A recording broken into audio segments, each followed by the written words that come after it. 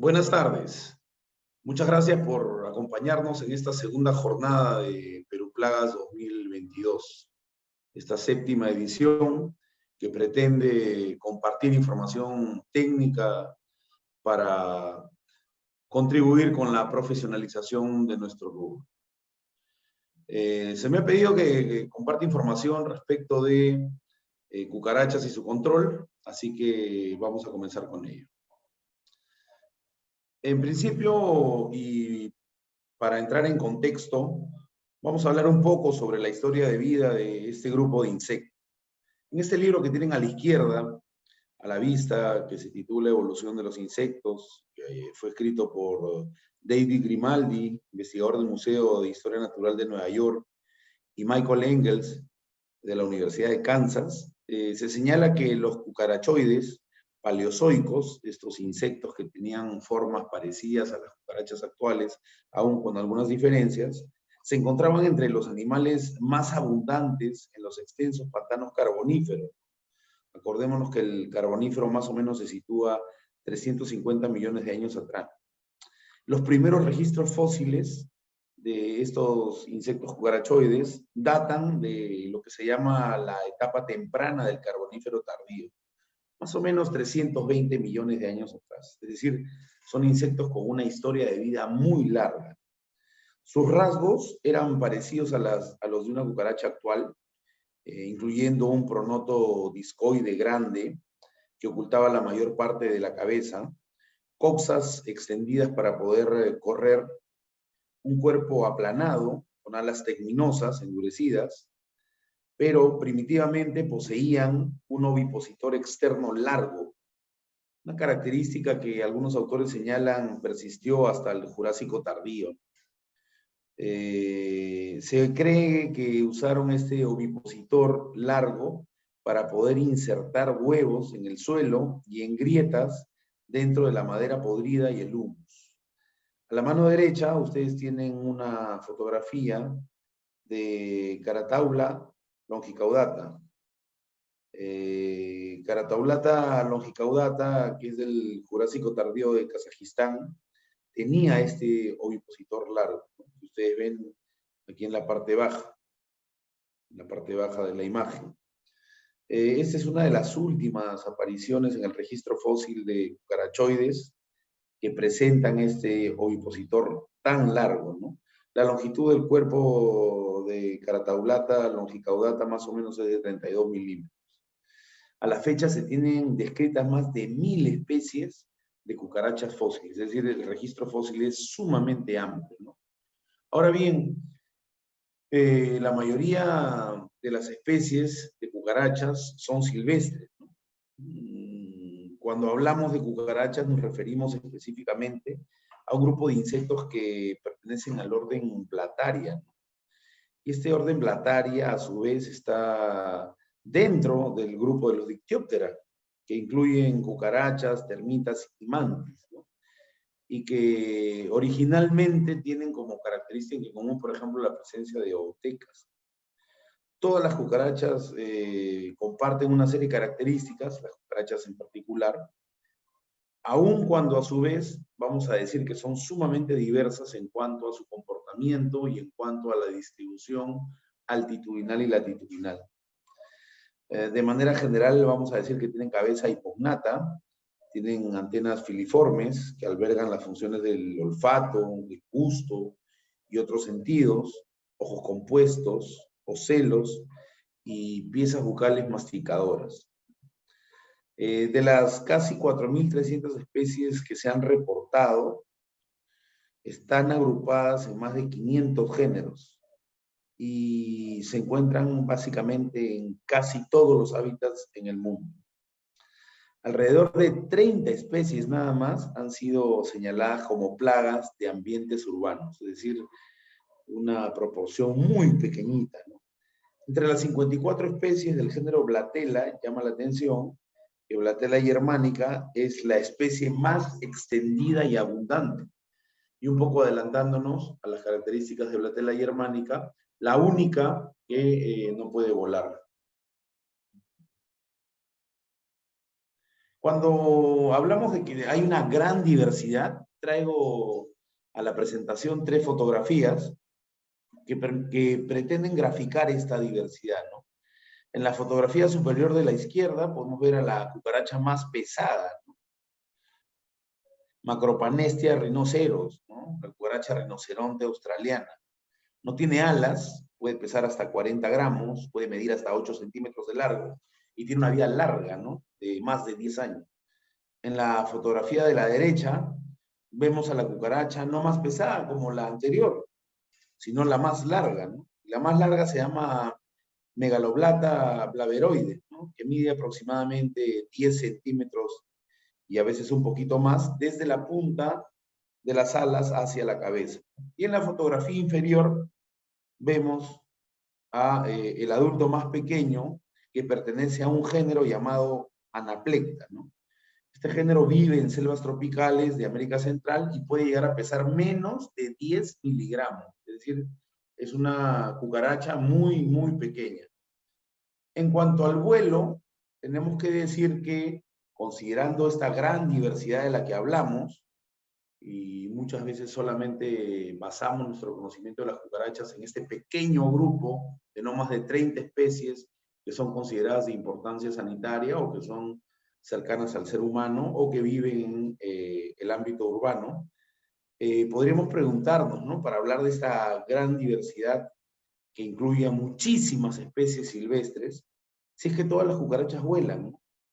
Y hay que decir que la mayoría de las especies consideradas cucarachas plagas no vuelan. Aunque los machos adultos de la cucaracha de banda marrón, por ejemplo, su pela longipalpa puede volar, igual que los machos adultos de Periplaneta americana, ¿no? Que dicho sea de paso, mucha gente tiene temor cuando ve a la cucaracha americana volar, ¿no?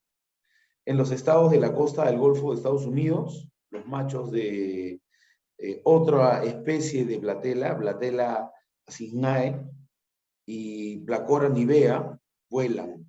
En las zonas desérticas, los machos de Arenivaga vuelan hacia las luces.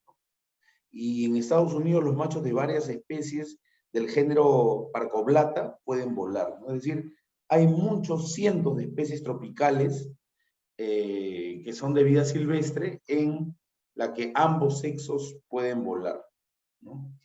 Respecto de si todas son nocturnas o si hay cucarachas que están activas por el día, es importante señalar que aquellas que son plaga son nocturnas, son lucífugas, ¿no? Los romanos les llamaban lucífugas, así como los griegos plata, y tienen comportamiento críptico, ¿no?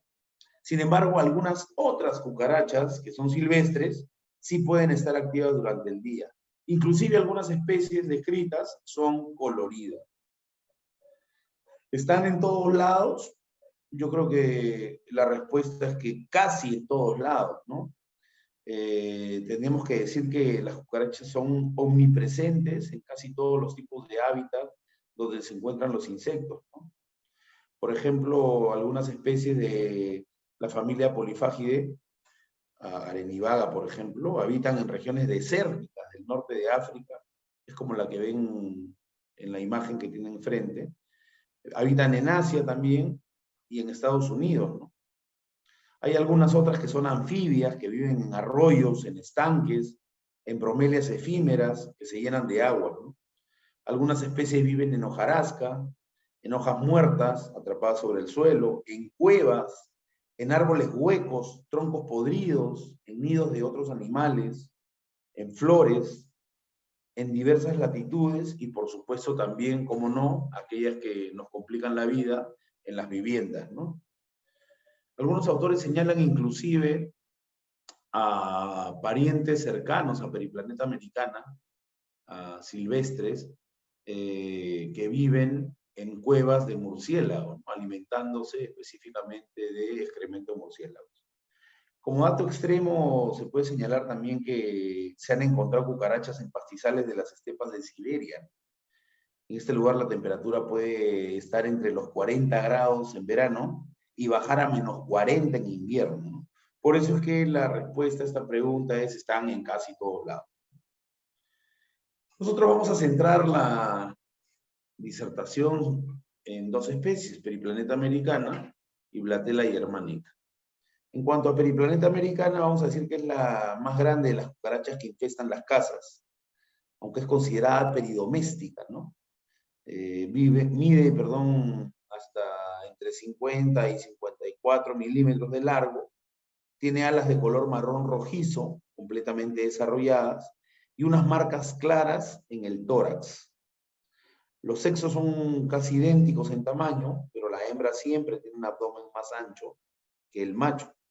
Esto ocurre también en otras especies de cucarachas, ¿no? Una cucaracha americana hembra produce huevos a intervalos de aproximadamente 6 días, pero nuevamente ese intervalo puede alargarse significativamente en función de las condiciones ambientales. Cuando hay mucho frío, estos periodos de tiempo se alargan, ¿no? En cuanto a Blatella germanica, vamos a decir que es una cucaracha que mide mucho menos, 16 milímetros de largo, es de color marrón y típicamente, marrón claro, y típicamente tiene dos franjas longitudinales oscuras en el pronoto.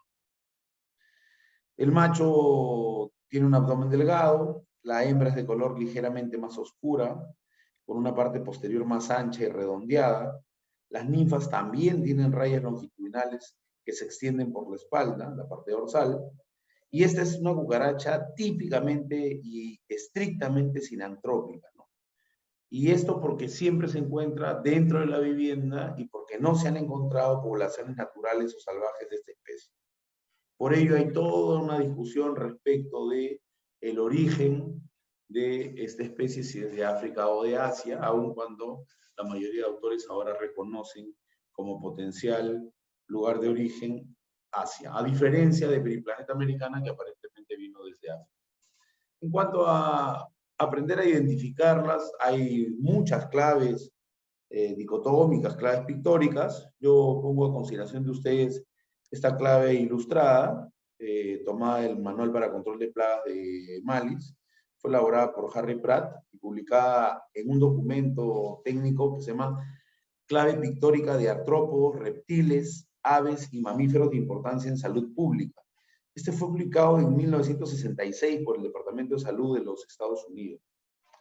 Y en esta clave se permite identificar varias especies, las más importantes especies de cucarachas, en este caso presentes en Estados Unidos, como adultos. En el caso de Blatella germanica, la identificación es simple y se hace a partir del tamaño del individuo, del ejemplar, y por las dos barras oscuras longitudinales en el pronoto. En el caso de Periplaneta americana, también se hace a partir del tamaño, a partir de las alas, el pronoto y el tamaño del último segmento del cerco. El documento original de 1966 también incluye una clave dicotómica. Es una clave pictórica, la que tenemos a la vista, pero el documento original también incluye una clave pictórica. También existen claves ilustradas para ovotecas que se basan básicamente en el tamaño y las subdivisiones de cada lado. Esta, por ejemplo, es tomada de la guía Truman, fue elaborada por Arwin Probonscha, curador de la colección entomológica de la Universidad de Purdue. Ustedes pueden ver allí, en el caso del número 4 y el número 3, cucaracha alemana la número 3, cucaracha americana la número 4. Forma y tamaño diferente y número de embriones también. Pero también existen claves dicotómicas, ¿no?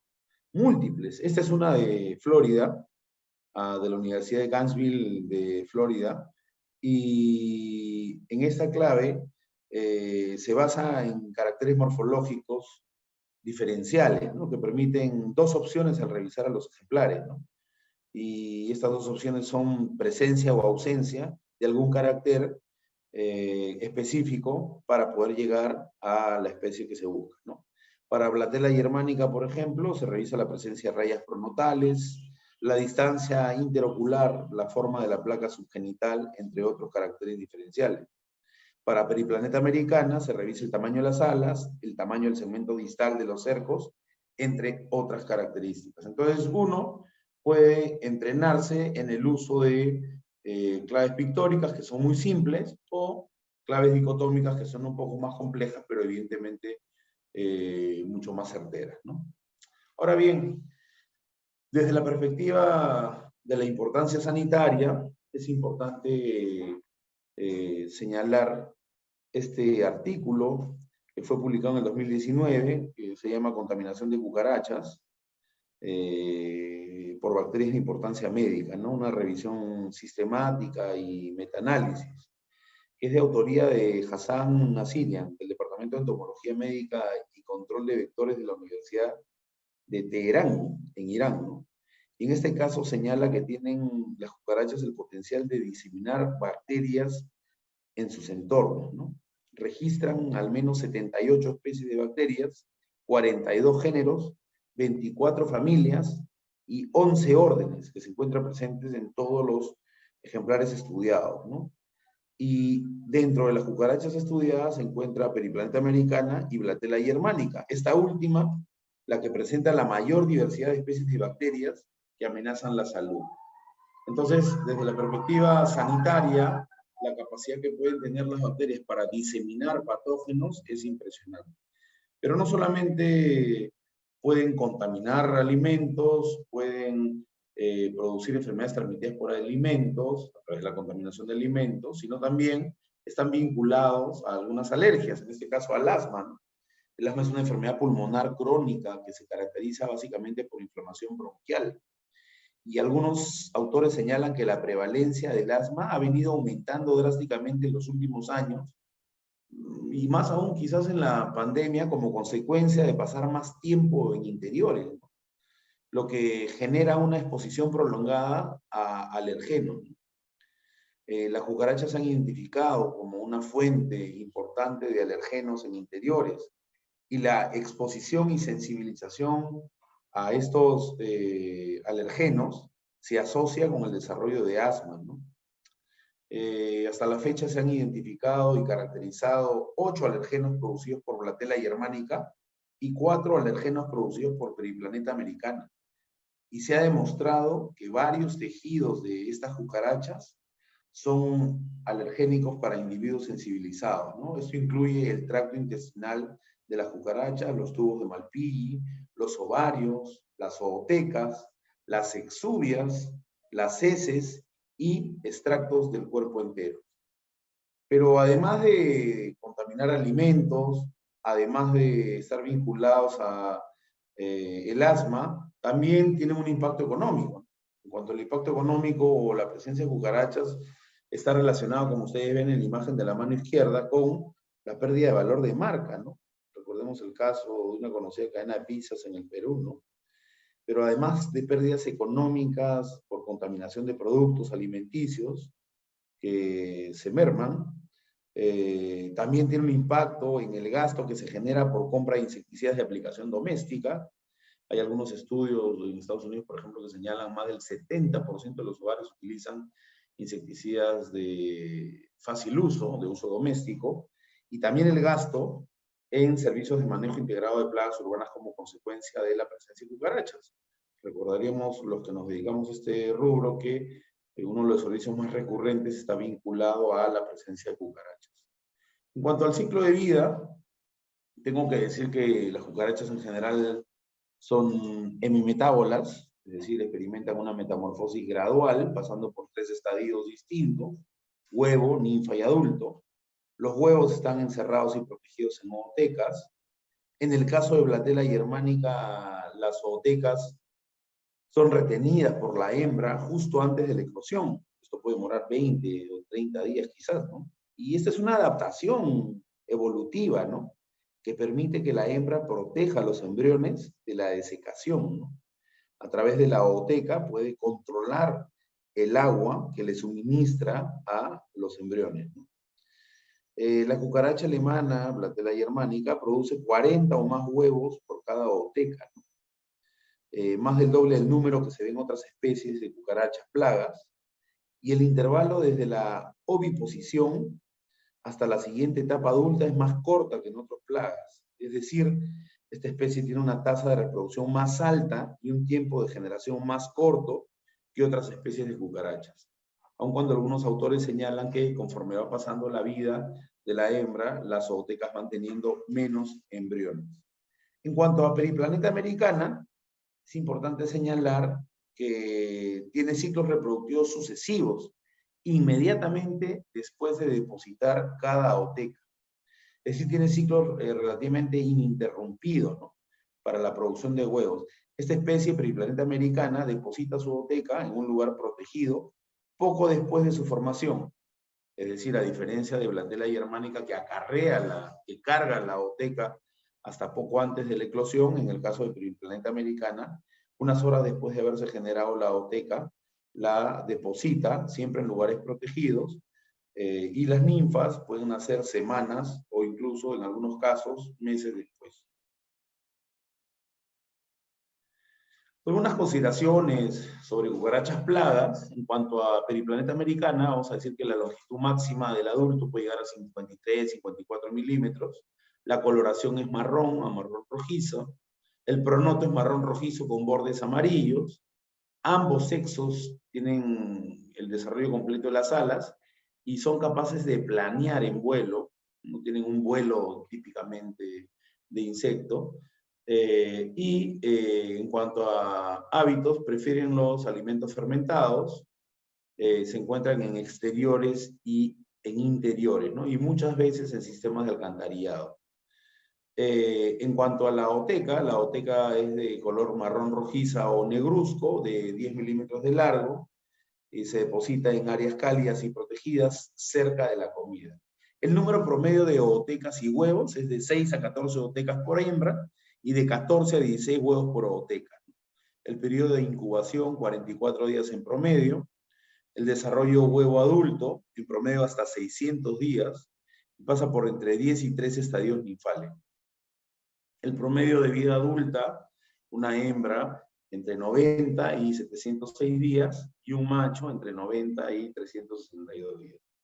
En cuanto a Blandella germanica, la máxima longitud del adulto 13 milímetros, la coloración marrón pálida, el pronoto siempre tiene 2 franjas oscuras longitudinales típico de esta especie.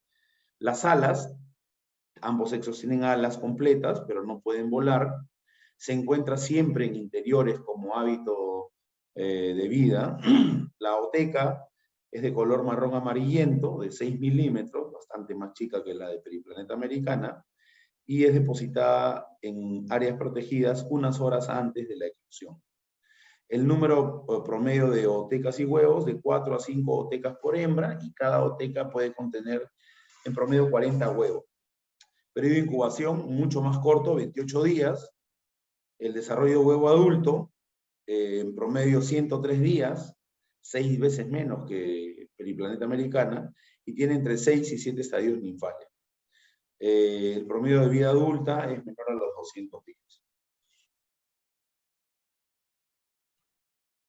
Ahora bien, en ese estudio de Mark Harrison y colaboradores de la Universidad de Münster en Alemania, se trata de investigar las funciones de 93 familias de genes presentes en Blandella germanica para comprender el éxito de este insecto como plaga, ¿no? Y a pesar de vivir pues en condiciones inhóspitas, ¿no? Y concluyen que los factores que contribuyen al éxito básicamente están vinculados a la resistencia a una amplia gama de insecticidas, e inclusive lo que se llama resistencia de comportamiento a través de la aversión a la glucosa, la inmunidad que pueden tener, que tienen definitivamente a muchos patógenos que contienen y transmiten o pueden transmitir, y su capacidad como omnívoro generalista extremo, ¿no?, pudiendo sobrevivir con la mayoría de las fuentes de alimentos. En cuanto a la resistencia, tenemos que señalar que algunos autores señalan que las poblaciones, por ejemplo, de Blandella germanica, son muy aisladas, no tienen un desplazamiento muy grande, y ese aislamiento poblacional genera que, sumado a la alta presión de insecticidas, la aplicación recurrente, por ejemplo en viviendas, desencadene con rapidez resistencia, ¿no?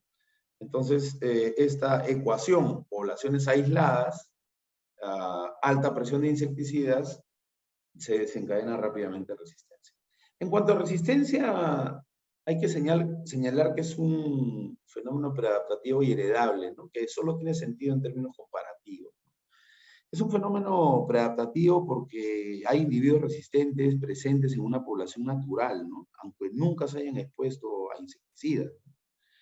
Estos insectos resistentes son exitosos cuando la población es sometida a un insecticida, ¿no? Los susceptibles, que son la mayoría, van a morir frente a la exposición de insecticidas y va a quedar una pequeña proporción de individuos preadaptados que van a sobrevivir y se van a reproducir. Que sea heredable supone que los individuos resistentes tienen genes que le van a conferir esa resistencia y que la van a pasar de una generación a otra, ¿no? Entonces las nuevas generaciones también van a ser resistentes, igual que las anteriores, ¿no? Y decimos que, digamos, tiene sentido en términos comparativos porque cuando uno hace pruebas de susceptibilidad a resistencia siempre compara la capacidad de resistir dosis que deberían matar a insectos frente a una población de laboratorio, ¿no? Una población que no ha sido sometida a presión de insecticidas y una población que teóricamente es susceptible.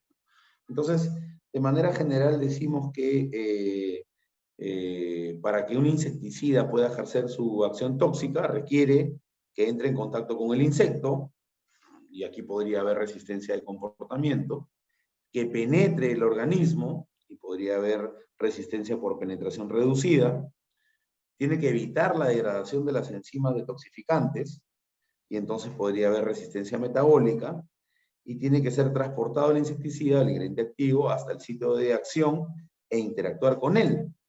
Y aquí podría haber un sitio de acción alterado, ¿no? Entonces, cualquier insecto que pueda bloquear uno de estos mecanismos señalados es un insecto resistente. Ahora bien, cuando hablamos de resistencia, así como hay resistencia metabólica, resistencia por penetración reducida, resistencia porque se ha modificado el sitio de acción, o por sitio de acción alterado, como quiera llamársele, también existe lo que se llama la resistencia de comportamiento, en este caso, aversión a la glucosa. Los geles cucarachicidas surgen como una herramienta innovadora en la década de los 80. De hecho, Clorox Company tenía en el 82, 1982, la marca Maxforce registrada, ¿no? Como uno de los primeros productos, se llamaba Maxforce Roach Killer Bait Station. Y Julian Silverman, que trabajaba, ya está fallecido, para Clorox Company, hizo este estudio, ¿no? Aversión a la glucosa en cucaracha alemana, Blatella germanica. Este realmente es el primer informe que se registra en el que se señala que las cucarachas evitan nutrientes como un mecanismo de resistencia y de aversión a la glucosa, ¿no? La glucosa típicamente más bien es fagoestimuladora, ¿no? Y es reconocida por todos como el combustible metabólico universal. En este estudio se señala que muchos azúcares estimulan la alimentación de las cucarachas, ¿no? Y las encilias en los palpos, estas células especializadas en los palpos maxilares, contienen sitios de unión para el azúcar, ¿no? Entonces el estudio reporta una adaptación conductual en ese momento, estamos hablando del año 92-93, novedosa, ¿no? Esta aversión a los nutrientes sirve para proteger, en este caso, a la tela germánica de la ingestión de una sustancia tóxica, ¿no? Entonces, Silverman lo que indica es que existen receptores situados en la boca de las cucarachas con el que ellas perciben el gusto de los alimentos, ¿no? Poseen unos pelos sensoriales que tienen dos tipos de receptores, uno para sustancias dulces y otro para sustancias amargas. Las cucarachas con aversión a la glucosa, él observa que activan el receptor de sustancias amargas y no el de sustancias dulces. Y este hecho lleva a la cucaracha a repeler el alimento en el que detecta glucosa. Por eso es que en la actualidad se elaboran muchos geles en cuya matriz alimenticia ya no está presente la glucosa, sino azúcares mucho más complejos. Eh, Quiero también señalar que en cuanto al comportamiento, por ejemplo, Blatella germanica es la única especie no voladora del género, porque está adaptada para la vida en interiores, ¿no? Y esto también afecta profundamente su ecología conductual, ¿no? El uso de señales visuales por parte de la cucaracha alemana es limitado en un entorno, pues, oscuro, ¿no? En grietas, hendiduras, ¿no? Las señales químicas, incluyendo los olores, estimulan el sentido del olfato y los saborizantes estimulan el sentido del gusto. Ambas cosas desempeñan funciones muy importantes en la agregación, ¿no? En la búsqueda de alimento y en el apareamiento. Las antenas y las piezas bucales son los principales apéndices quimiosensoriales.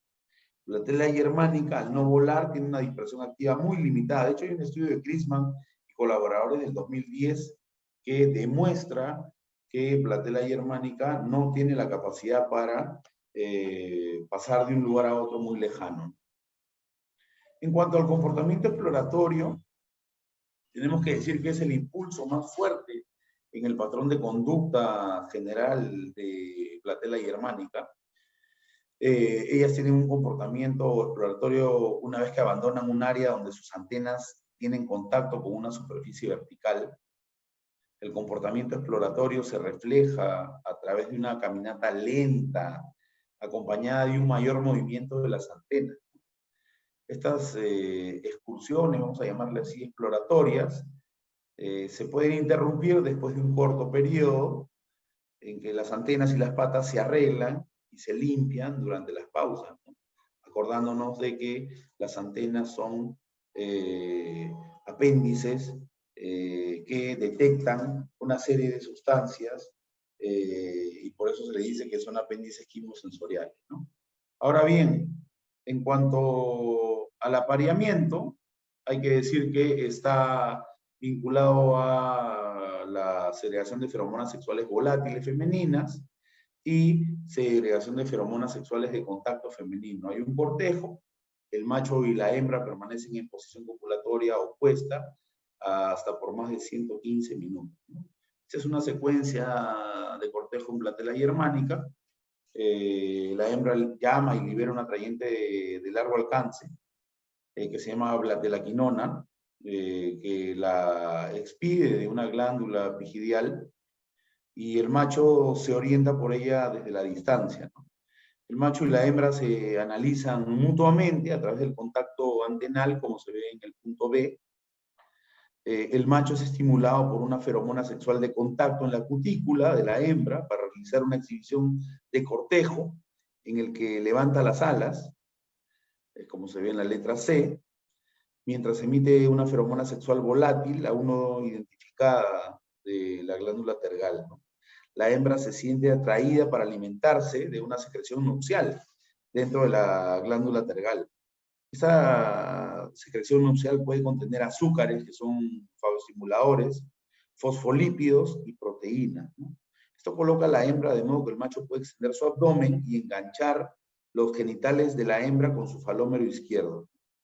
La cópula sigue y puede durar muchos minutos, ¿no? La hembra después procede a formar una ooteca, ¿no? Básicamente el macho transfiere en la cópula una gran cantidad de uratos a la hembra, ¿no? Y estos uratos son secretados por unas glándulas llamadas uricosas que básicamente cumplen tres funciones. Un tapón de apareamiento para presumiblemente evitar que la hembra pueda tener otro apareamiento con otro macho, un regalo nupcial que las hembras con deficiencia de proteínas pueden utilizar fácilmente, y como el único medio además para que los machos puedan vaciar el contenido de las glándulas úricas.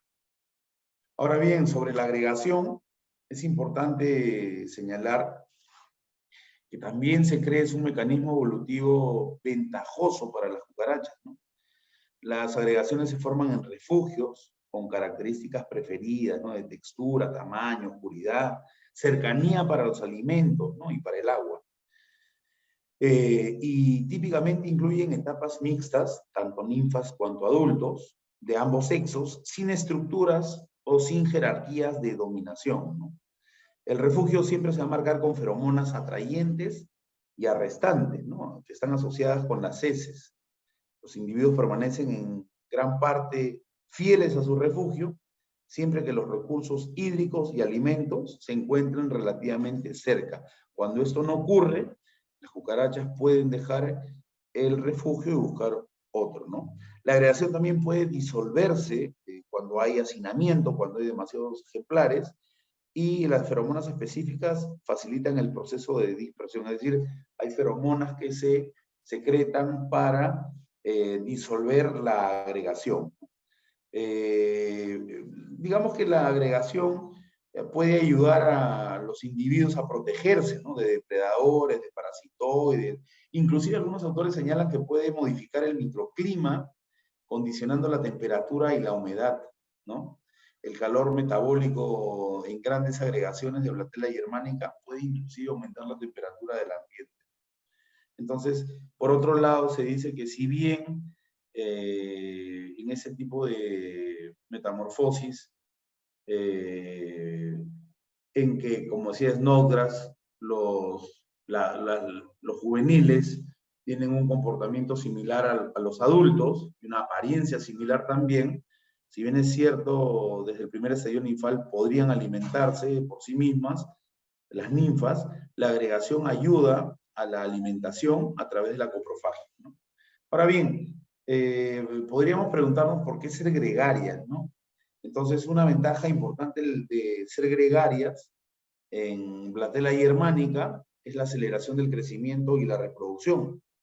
Una forma de plasticidad fenotípica denominada facilitación social. El crecimiento más rápido de ninfas agrupadas ya ha sido ampliamente documentado en Blatella germanica por varios autores, desde los años 50 hasta la fecha, ¿no? Por el contrario, el aislamiento social no solo retrasa el desarrollo ninfal, ¿no?, sino que tiene efectos adversos a largo plazo en el adulto, denominándose a esto síndrome de aislamiento. Esto incluye una menor propensión a explorar, buscar alimento, interactuar con específicos, agregarse y participar en el comportamiento de cortejo. Hasta la fecha, el fenómeno de facilitación social de la reproducción se ha demostrado solo en Blatella germanica y no en ninguna otra especie de cucaracha. En cuanto a la alimentación, vamos a decir que la selección de alimentos y su localización está vinculada a los sistemas olfativos y gustativos, ¿no? Los compuestos volátiles pueden ser atrayentes o repelentes y son procesados por el sistema olfativo, mientras que los compuestos no volátiles pueden ser estimulantes de la alimentación, ¿no? A eso se le llaman fagoestimulantes, o disuasivos y son procesados por el sistema gustativo, ¿no? Tanto la sensilia olfativa como la gustativa, son estructuras similares a pelos que albergan neuronas sensoriales, detectan olores y saborizantes, respectivamente, ¿no? Y se encuentran en las antenas y las piezas bucales. Se observan patrones de alimentación que incluyen coprofagia, canibalismo, necrofagia, así como hemetofagia, ¿no?, es decir, el consumo de vómito, digamos, de otros individuos. Hablemos de manejo integrado rápidamente.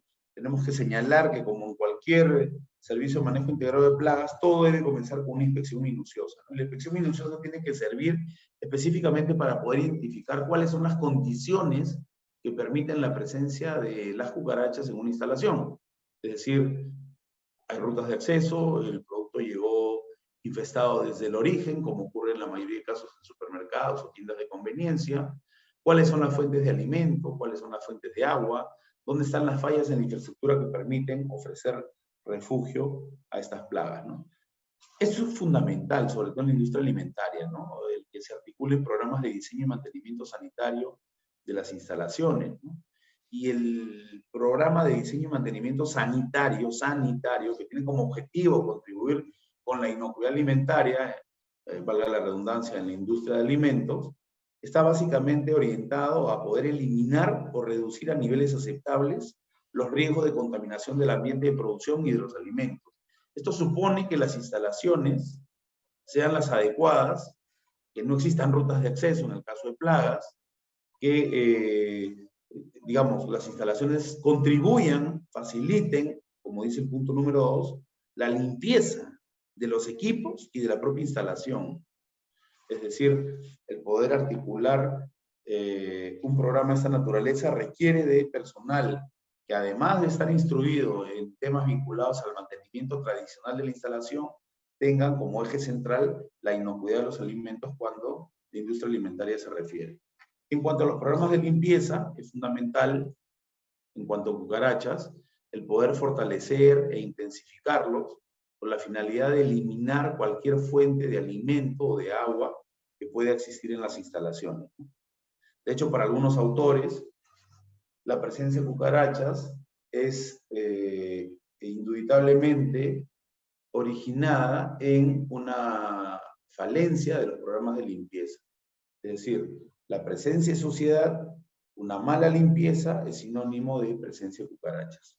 Ojo con que las infestaciones se den desde el origen. Si ustedes revisan la guía Truman, el capítulo vinculado a servicios especiales, cuando se habla de supermercados, tiendas de conveniencia, se señala que la mayoría de infestaciones, en estos casos, son desde el origen. Es decir, mi proveedor no tiene implementado un buen programa de manejo integral de plagas urbanas, puede traer junto con los productos que estoy comprando a mi tienda, a mi supermercado, a mi planta de alimentos, cajas o productos que vengan infestados desde el origen. ¿Se deben utilizar aspiradoras? Sí. Y las aspiradoras tienen alguna ventaja, por supuesto, nos ayudan a eliminar, por ejemplo, otecas, ¿no? Para poner solo ese ejemplo. Acá pongo la imagen de la marca Atrix. Atrix tiene aspiradoras diseñadas exclusivamente para uso profesional de controladores de plagas. En cuanto a cucarachas se refiere, este tipo de aspiradoras que son de mochila, livianas, permiten la eliminación de otecas, de exuvias, e inclusive de ejemplares vivos o muertos, ¿no?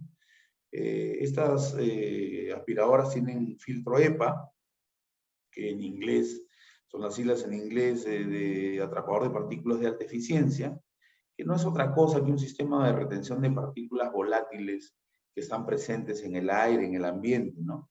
Y ese sistema de retención generalmente está hecho de fibra de vidrio.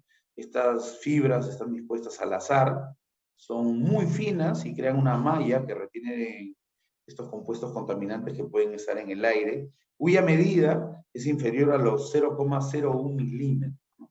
Es decir, 50 veces más pequeño que un pelo. Ahora bien, podemos utilizar trampas de pegamento.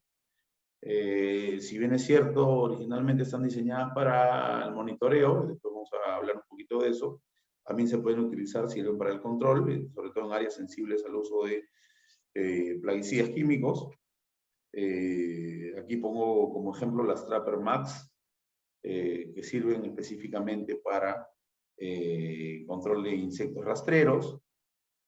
Algunas marcas también tienen, como ustedes ven en la imagen de la derecha, algunos atrayentes, algunos lures que permiten mejorar la performance de estas trampas con polibuteno, ¿no? Se pueden utilizar tratamientos térmicos. Yo pongo acá como ejemplo este equipo Cryonite, que genera una niebla carbónica de hasta menos 76 grados Celsius, congelando a las plagas con las que toma contacto, ¿no? ¿Podemos utilizar algunos insecticidas innovadores? Sí. Provect es uno de ellos, una formulación nueva relativamente, de producción polaca, ICB Pharma es quien la tiene. Tiene un modo de acción físico-mecánico, está diseñado para la inmovilización de poblaciones de insectos y puede ser utilizado inclusive para insectos resistentes a insecticidas convencionales, ¿no? Se puede utilizar diluido con agua únicamente y como potenciador de la eficacia de insecticidas, ¿no? Los formuladores señalan que Provecta permite mejorar la biodisponibilidad del principio activo y facilita la absorción, ¿no? Cuando se aplica sobre una superficie forma una estructura molecular tridimensional, como ustedes ven en la imagen de la cucaracha, que es permeable al aire, provocando la inmovilización mecánica externa de las plagas, ¿no? Lo que inhibe su capacidad de alimentación, resultando en una reducción, perdón, significativa de la población, ¿no? Para la aplicación de este producto se puede usar un rociador fino de volumen bajo, ¿no? No tiene efecto residual, no tiene un periodo de espera, no es tóxico, así que puede ser utilizado en la industria alimentaria, ¿no? También se pueden usar reguladores de crecimiento. En cuanto a reguladores de crecimiento, diremos pues que no están acá puestos los precocenos, pues básicamente los análogos de hormona juvenil, los inhibidores de síntesis de quitina, que son los dos IGRs más empleados. Normalmente la cantidad de hormona juvenil en la hemolinfa de un insecto se reduce a niveles muy bajos en el último estadio, cuando los insectos están listos para mudar a la etapa adulta. Esta hormona aumenta en los adultos y controla la reproducción de las hembras, ¿no? Entonces, los homólogos de la hormona juvenil básicamente lo que hacen es aumentar artificialmente el nivel fisiológico de la hormona en la hemolinfa, en un momento en que se requieren niveles bajos para dirigir el desarrollo de los tejidos adultos, ¿no? Y esto va a generar como resultado una muda anormal, en la que se conservan las características ninfales, pero también características adultas, ¿no? Entonces, lo que resulta es un intermedio ninfa adulta, que algunos autores señalan como adultoides, ¿no? Estas cucarachas pueden caracterizarse, como ven en la fotografía, por tener alas retorcidas, por un color oscurecido del cuerpo, melanización se le llama, y el desarrollo anormal de los órganos reproductores, lo que resulta en esterilidad, evidentemente. Un producto muy empleado es el piriproxifeno. Los inhibidores de síntesis de quitina, el otro grupo de IGRs, actúan más rápidamente que los análogos de hormonas juveniles y pueden afectar una gama mayor de etapas sensibles en el ciclo de vida de las cucarachas. Estas sustancias básicamente previenen la formación de quitina, que como todos sabemos es el componente principal del exoesqueleto. Por lo tanto, la mortalidad por exposición a estos inhibidores de síntesis de quitina puede ocurrir antes de que las ninfas nazcan de la ooteca y durante cada proceso de muda. Uno de los más usados es el difluvensurón. En cuanto a gel, quiero decir que las cucarachas están equipadas con órganos sensoriales altamente desarrollados en las antenas, en los palpos y en las piezas bucales, como ya dijimos. Esto les ayuda a seleccionar una fuente de alimento adecuado, ¿no? Por ello, el gel, que es una mezcla de un ingrediente activo con una matriz alimenticia, debe saber bien, debe contener un ingrediente activo que no sea repelente y un alto contenido de humedad. Las ventajas del gel es que generan muerte en cadena a partir de patrones de alimentación de los que ya hablamos, como coprofagia, el alimentarse de excretas, canibalismo, necrofagia y hematofagia, ¿no? Dijimos el comer, el alimentarse de vómito de otras cucarachas, ¿no? Siempre es importante que, como cuando se trabaja con cualquier cebo, raticida, hormiguicida, qué sé yo, debe considerarse la limpieza antes de su aplicación para poder eliminar fuentes de alimento alternativo. Y por otro lado, es fundamental también considerar la rotación, que debe ser empleada como un mecanismo para retardar la aparición de resistencia a los ingredientes activos, ¿no? En cuanto a la aplicación, se pueden utilizar pistolas y es importante también saber que es mejor muchas gotas pequeñas que una gran gota o una línea del producto, ¿no? Que es lo que se señala en esa lámina. Se pueden utilizar estaciones de cebado para gel. Esto permite poder monitorear el consumo, permite que un operario vaya a una siguiente visita sin haber ido previamente y a través de un plano de disposición de estos cebaderos saber dónde se ha aplicado el gel y poder revisar para reaplicar y para monitorear el consumo. Existen en algunos lugares trampas tóxicas que ya vienen con un gel dentro.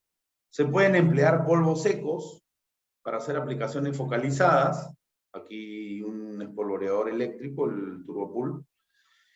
Se pueden utilizar desecantes, como la tierra de atomeas. Y yo quise poner como última lámina sobre el control este artículo que es de la Escuela de Ingeniería y Ciencias Físicas de la Universidad de Heriot-Watt de Edimburgo, del Reino Unido, Escocia, en el que Ildar Rahmatulin lo que señala es que se han hecho pruebas con un sistema láser automatizado por visión artificial, algo novedoso. Ha sido publicado hace pocos días, hace unos cuantos días, el 2 de septiembre del 2022. Un sistema láser, así como se desarrollaron en Europa sistemas láser para ahuyentamiento de aves y se utilizaron para algunos insectos en agricultura. En este caso, digamos, se ha generado un sistema láser automatizado por visión artificial que permite neutralizar Platela germánica, pero también influir en el comportamiento de las cucarachas, ¿no? Y demostraron que el sistema permite la neutralización inmediata y selectiva de insectos individuales a una distancia de hasta 1.2 metros, ¿no? Pero además, trabajando con un láser de baja potencia, pudieron disuadir a las cucarachas para que no se escondan en refugios y puedan ser expuestas a el otro láser que las elimina por completo. En cuanto al monitoreo, siempre lo más simple es hacerlo con trampas pegantes. Se pueden utilizar lures atrayentes. Varias empresas, varias marcas tienen.